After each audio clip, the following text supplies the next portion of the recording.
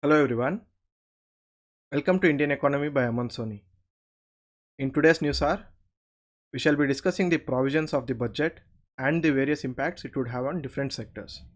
Let's proceed.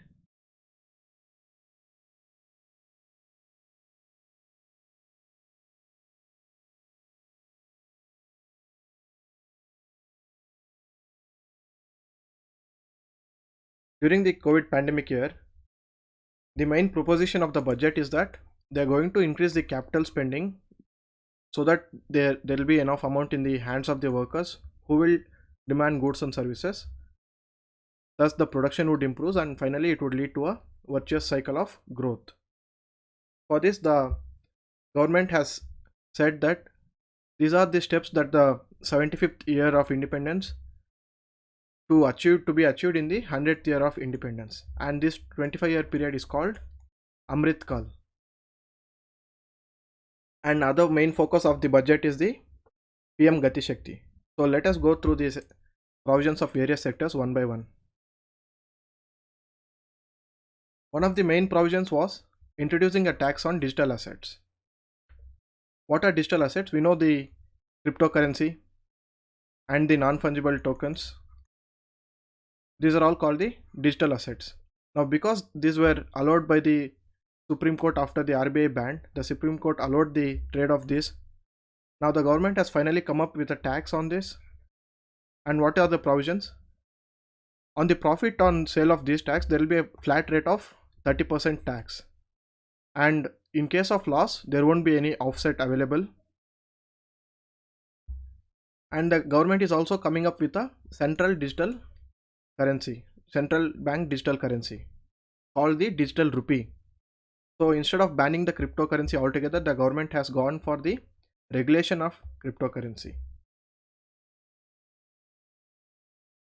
Today there will be a lot of details and factual data covered in the newspapers. We don't need to know all the data. We'll just need to know the important data and focus more on the concepts behind it. And the budget has given a boost for 5G services. The finance minister has said that by next year the 5G spectrum would be available for sale to the private sector so that they can invest in the 5G services and roll out in the coming year. By 2024 the 5G should be operating in India. And in order to increase the broadband connectivity in the rural areas, 5% of funds of the Universal Service Obligation Fund would be taken aside and put in research and development so that the broadband connectivity should be there for each and every village in the country.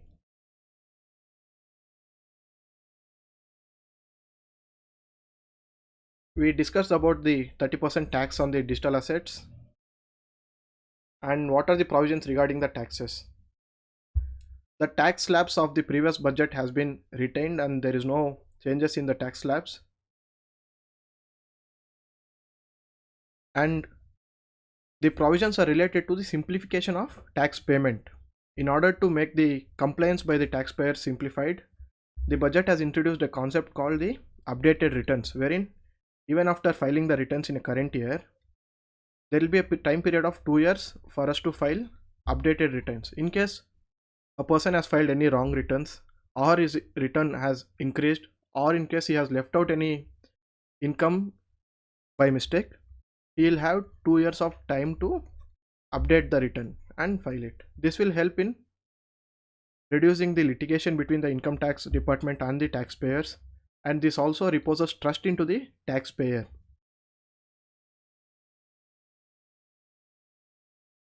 And the TDS limit for the state government employees have been increased to the level of 14% from the 10%, so that now the state government and the central government employees are at par.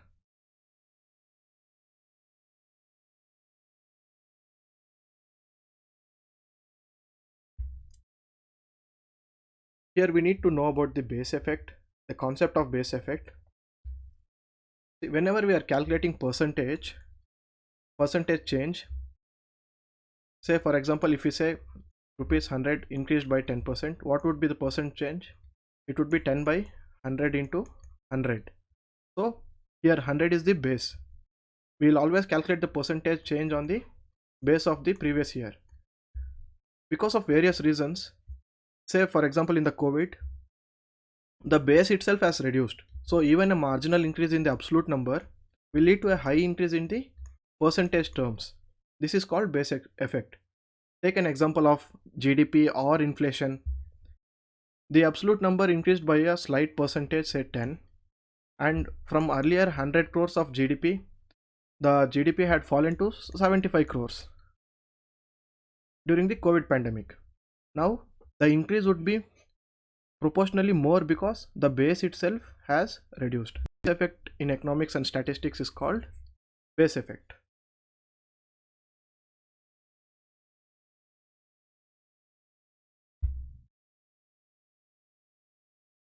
The budget gives more benefits to the International Financial Services Center, the GIFT City in Gujarat. And what are the proposed reforms? Tax incentives would be given, and various tax concessions on ship leasing, financing, offshore fund management, and offshore banking activities. All this that take place in the GIFT City Gujarat would be exempted from taxes with subject to conditions. And also an international arbitration center would be set up in the GIFT City so that the timely settlement of disputes happen.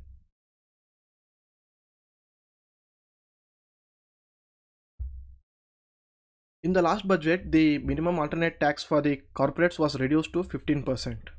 But the cooperative societies who are registered under the State Cooperative Society Act or the Multi-State Cooperative Society Act, they still were paying 18.5% minimum alternate tax. So in order to bring both the cooperatives and the corporatives into the level playing field, the minimum alternative tax for the cooperatives is being reduced to 15% in this budget.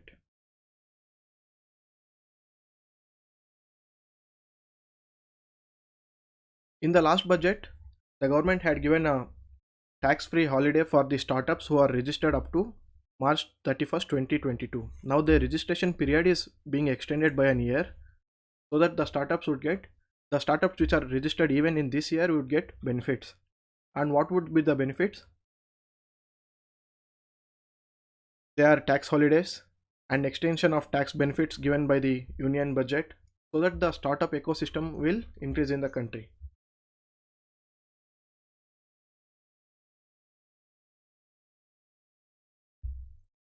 We had various schemes for the speedy registration of firms, but there was no scheme for the speedy exit of the firm. In order to bridge that gap, in this budget, CPACE, a scheme is brought up, Center for Processing Accelerated Corporate Exit. So this scheme would help in the speedy winding up of companies. Because if you want to close a company now, it will take around 2 years time. In one of the economic surveys previously, few years ago, it discussed the concept of Chakravyuh challenge in India, wherein it is easy for the business to get into a it is easy for any person to get into a business in India, but it is difficult to exit because of various regulations that we have to follow before closing the business. Now this CPACE scheme, it is going to reduce the 2 years period of time that we averagely take now to around 6 months. The government is also planning to set up a panel to enable connect between venture capitalists and private equity investors. So here we will discuss what are venture capitalists. For a startup business, we need funds, and initially those people who invest funds in the startups are called angel investors. Angel investors are those individuals generally who invest into the startups, but a group of investors who invest into the startups are called venture capitalists. So now, in order to ease the reforms, the government is setting up a panel to connect the venture capitalists and the various departments of government like RBI, SEBI, Finance Ministry, DPIIT, Commerce Ministry, etc., so that there will be coordination between the investors and the government departments.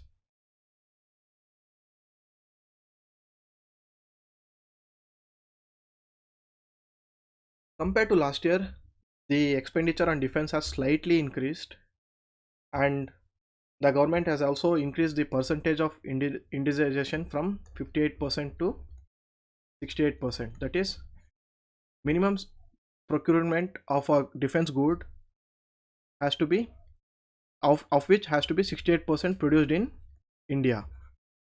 So this will encourage the private sector to invest in the defense equipments in India, and the independent nodal umbrella body will be set up for testing and certification requirements of defense equipment.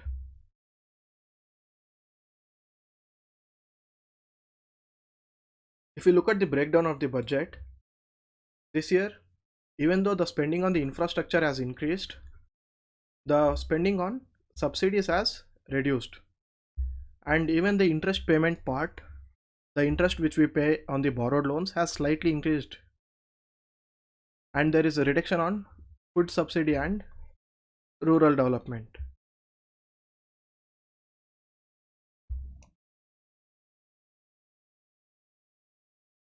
The allocation for textile sector has slightly increased, and majority of this allocation is going for the procurement of cotton, and the customs duties have been slightly reduced on cotton based on the and here we need to know what are ad valorem taxes.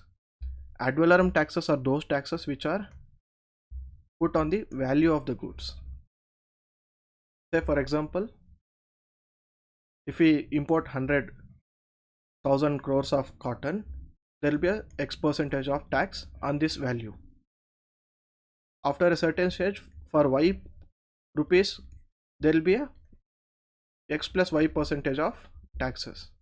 The taxes which are imposed on value of goods imported is called ad valorem taxes.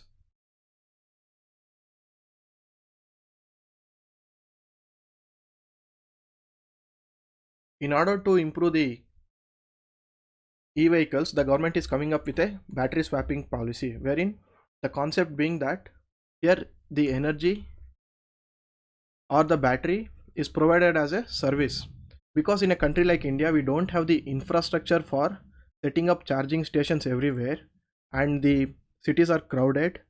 Now it is coming up with a policy where the private sector can, say for example, give batteries on rent to people. They would be charging at a destination places, and they would get and exchange and swap these batteries with people on a charge. So they are coming up with a policy. It is still in the proposal stage as of now.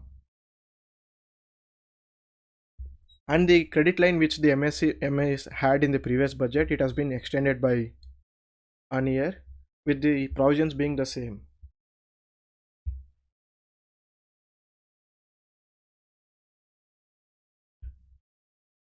In the last 1 year, a good thing is the share of gross NPAs has reduced slightly.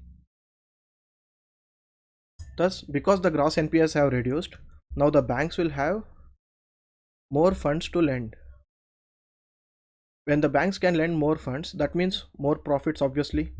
Now the profitability of banks will increase. If the profitability increases, the banks will have more capacity to meet the provisioning for NPA.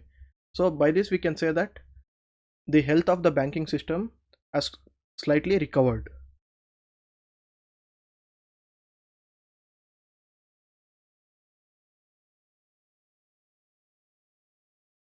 The government is coming up with the issue of sovereign green bonds. Sovereign bonds are those bonds which are issued by any government, and green bonds are those bonds which are investing into sectors and industries which promote green energy like solar, wind energy, etc. So government is coming up with a sovereign green bond, wherein the amount collected through these bonds will be invested in those projects which are investing into clean green energy technologies. And the concept of ESG bonds is picking up globally. What is ESG bonds? ESG means environmental, societal and governance bonds. So all over the world, people are going for ESG bonds, wherein the money raised through these bonds is specifically into those projects where which are concerned with the environment, society and government's bonds.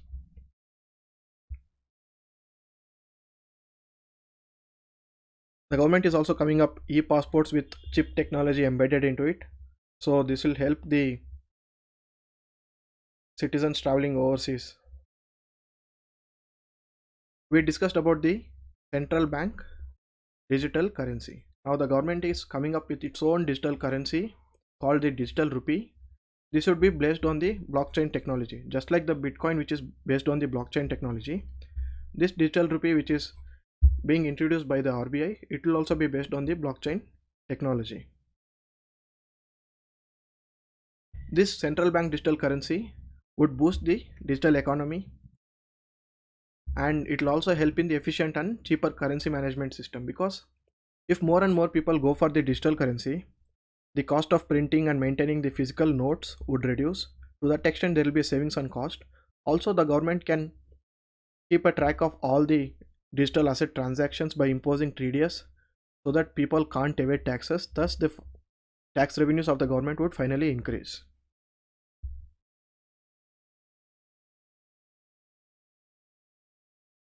Here, you don't need to go into the details of how much money is introduced into which sector particularly, but we just need to know that there is a 16% hike in the healthcare sector allocation. This is because of the COVID. This data is important because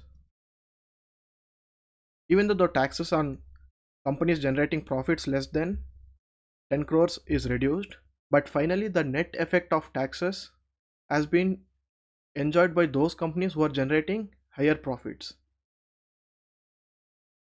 To put it in simple words, those companies which are making more profits are paying less taxes compared to those companies which are making less profits.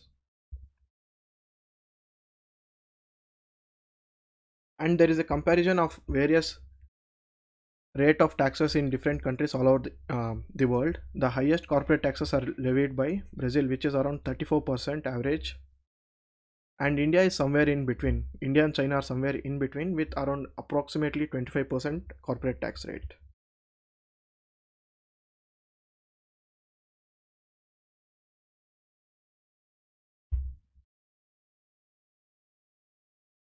The budget also has proposal for setting up a task force to improve the gaming and animation industry in the country.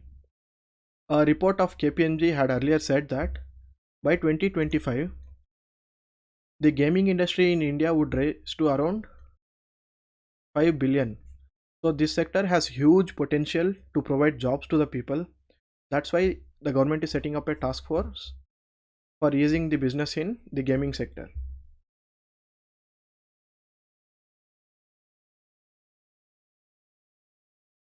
And in order to promote the drones in agriculture and the drones in usage in other sectors, a drone Shakti scheme has been launched, wherein people would be providing drone as a service.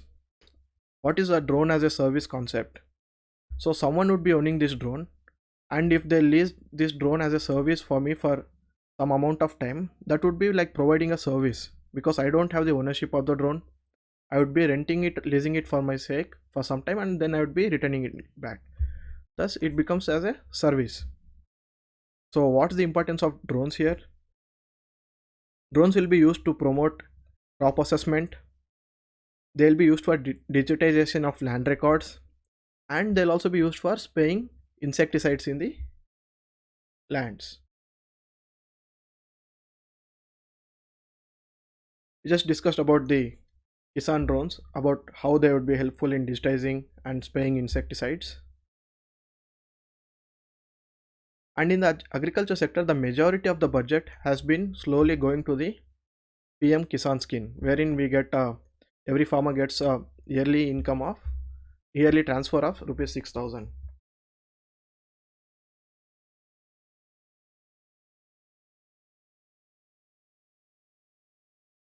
In yesterday's news hour, we discussed about how MSP could be used as a policy tool, so that the government can promote those crops which the government wants and discourage the other crops by reducing the rate of MSP.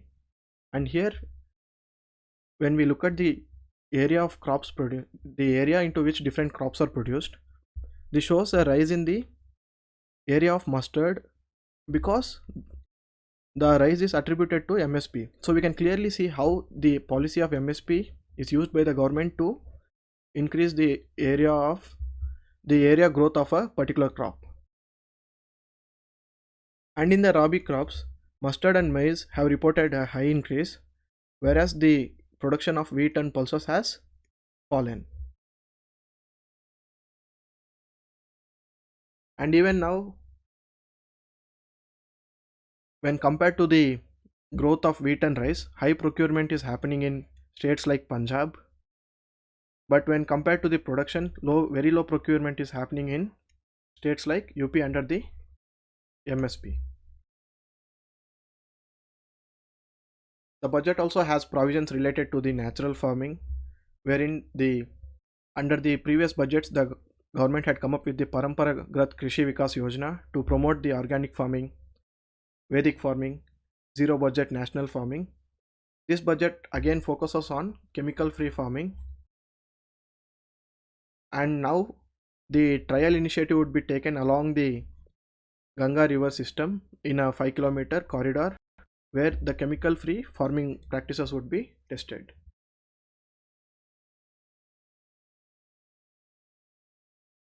In the infrastructure, the main allocation went to the railways, wherein the government has said that it's going to increase the Vande Bharat trains to around 400.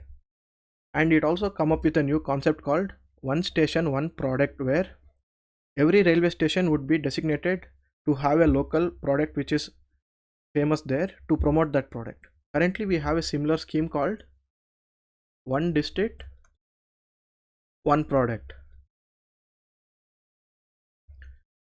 wherein each district in the country will have a particular product assigned to it, and the district would be promoting the sale in that product.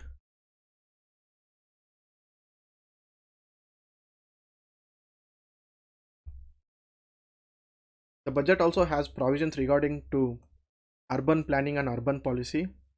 By 2047, around half of the population of the country would be living in urban areas. For this, proper planning of urban areas and development is very important, and nurturing of the mega cities at the same time improving the tier 2 and tier 3 cities is very important.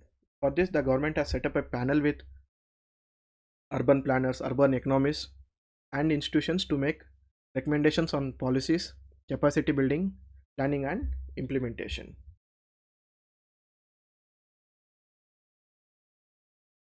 The government proposed a new Special Economic Zone law. The current Special Economic Zone Act was bought in 2006, and all the firms which set up their business in the Special Economic Zone would get various benefits. Those are, the Special Economic Zone would be treated as a foreign country for the sake of custom duty. So no customs duty would be imposed on them, and they promote exports. The government gives various SOPs to them, and what are those? In the initial 5 years, they'll enjoy 100% tax exemption, and in the next 5 years, they'll enjoy 50% tax exemption, and so on. So now, because the government has come up with a minimum alternate tax on all the countries, all the corporations, the sheen of this SEZ Act is reducing. So in order to promote that, the government is going to repeal this SEZ Act and come up with a new act giving new exemptions and provisions. There is also a push to solar manufacturing in the budget. Our government committed in the COP26 Glasgow summit to reduce our net zero emissions to zero by 2070. In order to do that, we have to increase our solar sector manufacturing. And we also have a commitment of meeting 50% of our energy requirements through solar by 2030. As of now, the installed solar capacity is around 11.8% in India. We'll have to increase that. For that, the budget has various provisions and allocations.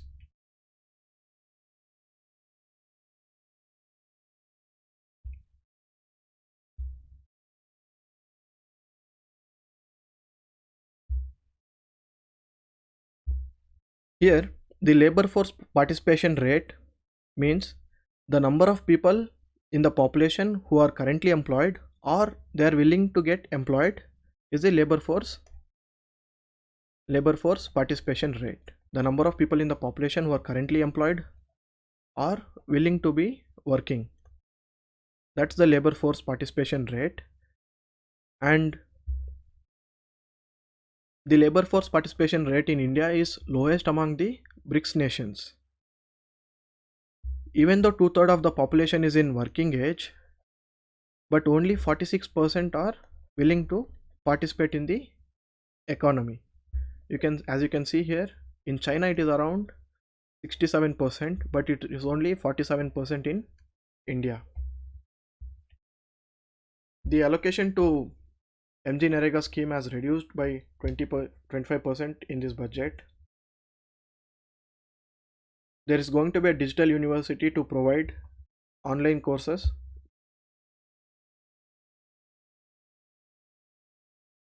Now let's look at the editorial page analysis of the budget.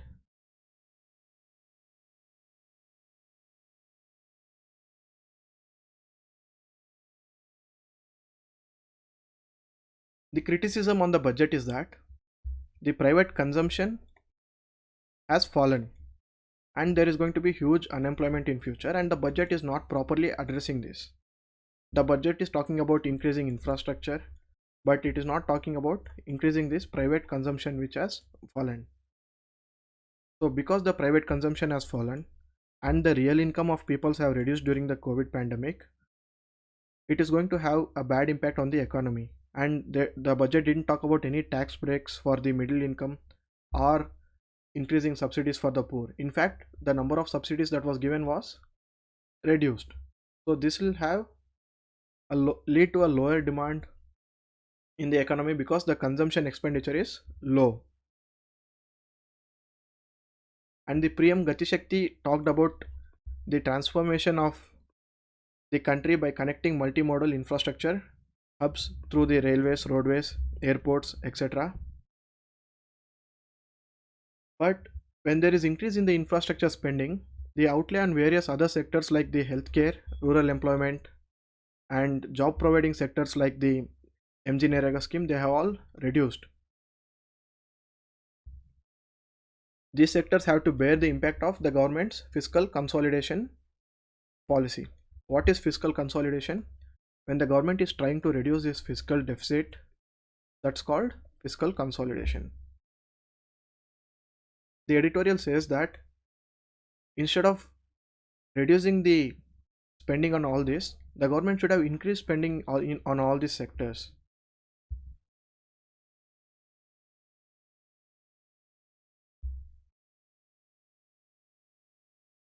This article has too many details about the factual data, but we'll just look into the main concepts that are there and the main data that is important for us.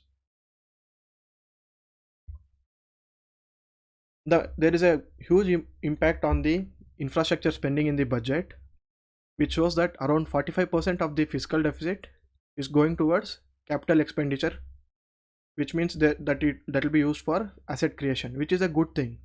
But at the same time, we discussed how the spending on various crucial sectors like healthcare, education and all were reduced. We discussed here.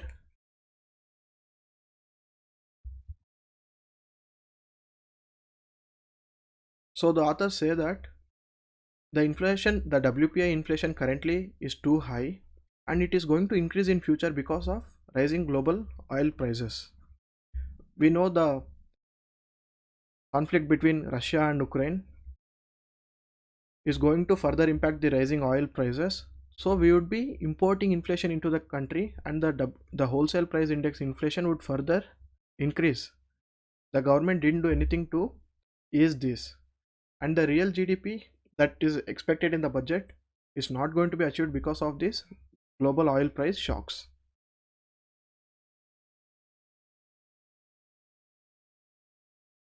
The budget provides incentives for the states to expand their capital expenditure by permitting them to borrow up to a 4% of their GDP. So the states can borrow more and spend on the social sector schemes. But on the revenue expenditure side, there is a reduction on the subsidies that the government is providing.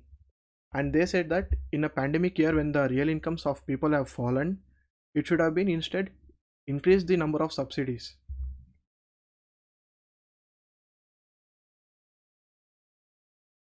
So finally they conclude by saying that because of the increasing borrowing of the government and because of the spending and the capital expenditure that it is going to do, we may not be able to achieve the target that we have set for ourselves under the FRBM Act. So we need to take a relook into the Act.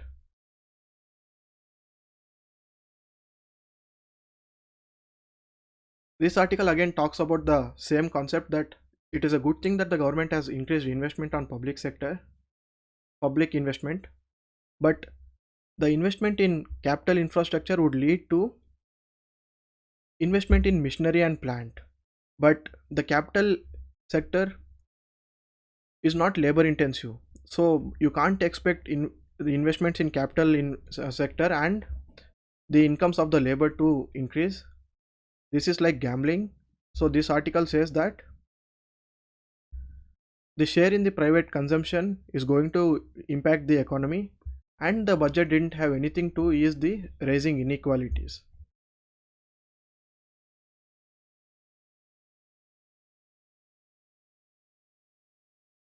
And we don't have anything related to economy in the news page and all other pages. We can directly skip to text and context. Here we have a news article related to free trade agreement between UK and India. So what is a FTA, also called as free trade agreement? So when a country has an agreement to have free trade, means it is not going to impose any duties on the goods that are transacted between those two countries. So there is a free flow of goods between those two countries. It will lead to increase of goods in transaction and trade in both the countries. Now because after the Brexit, Britain is free to have any agreement with any country. Now India is going to have a free trade agreement with Britain. UK had already had a free trade agreement with Australia, and both the countries benefited because of that. And the sectors that are going to be benefited in India are mainly the agriculture and education sector, wherein the professors of Cambridge University would be helping Indian agriculture under this TIGR to EESS, that is Transforming India's Green Revolution by Research and Empowerment for Sustainable Food Supply scheme. So there can be a question on prelims asking what is this term related to. It is about transforming the agriculture sector in India through research and sustainable empowerment.